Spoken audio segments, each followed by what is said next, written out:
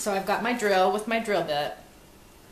I've got two different sizes of drill bits. One the size of a coat hanger wire, and then the other one is a little bit larger size because I'm going to be using some zip ties to hook my board that I'm using for a ramp to the bucket. So I've got those. I've also got some electrical tape because I'm out of duct tape.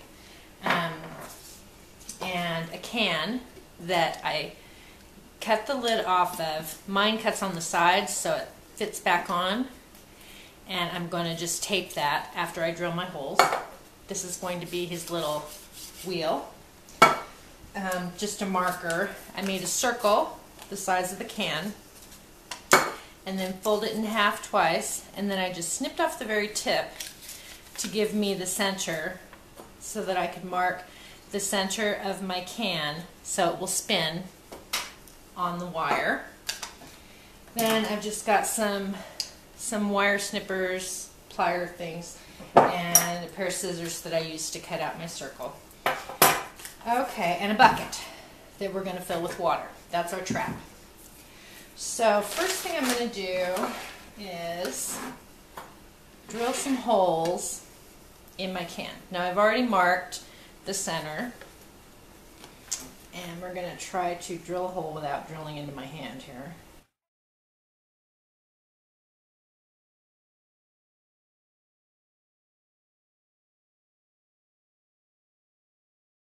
Okay, so there I've got my holes drilled.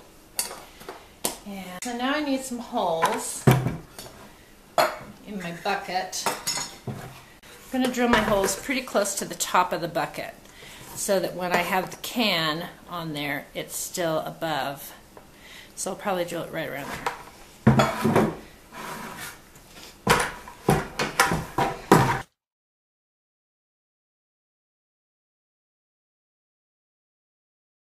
See, my wire goes through there. My can's going to go on there. Take my can and actually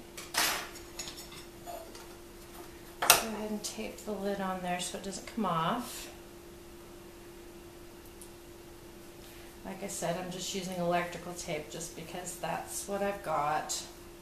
I'm out of duct tape right now.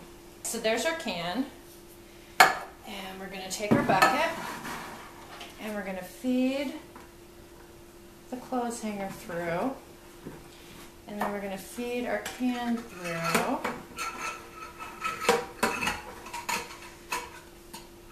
Made my holes a little bit bigger just by shoving a screwdriver through, kind of reaming it out a little bit because I'm having trouble getting my wire through there. Okay, let's try again.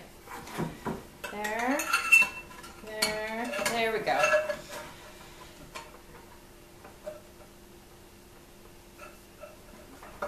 And through there. Now, our can spins on there. Now I'm going to define this bend a little bit more.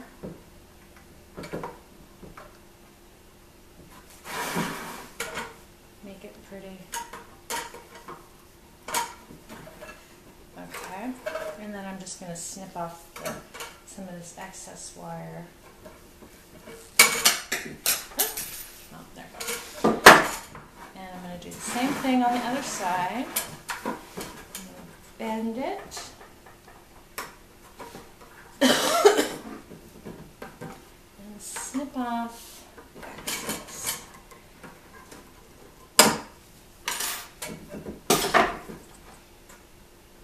Okay, so now we have our can that's spinning on there. Water will go on the bottom.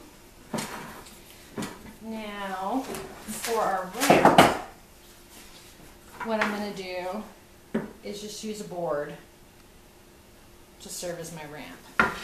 So I need to attach the board here to the bucket. So what I'm going to do is actually switch out my drill bits here. I need a little bit bigger hole for this, just because to attach it, what I'm going to do is I'm going to drill 2 holes here and drill 2 holes in the bucket and attach it with zip ties. So that if I want to use this board later, I can. If I want to use this bucket later, I can. This bucket is still usable because we've just made holes at the very, very top. So the rest is fine. And this is just an old paint bucket, obviously. So we want the ramp to be across from our can that's going to spin. Now the thing with the ramp and putting it at the edge, you want them to have to jump onto the can and then they fall in. And like I said, if you think this is cruel and unusual punishment, I'm sorry, but do what you gotta do. So I just drilled 2 holes at the edges and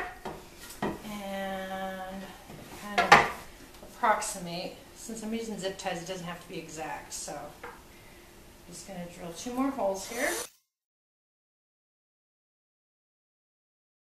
Those are big enough for the zip ties to get through.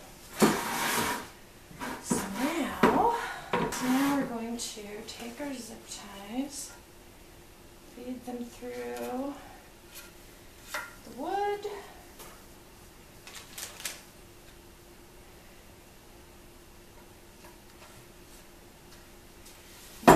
Feed them through the holes.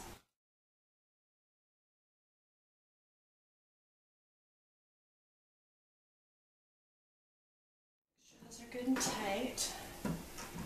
Clip off the excess. And there we go, our mousetrap. So I will put peanut butter up here to attract them, and he should come up here, jump into here, fall into the water.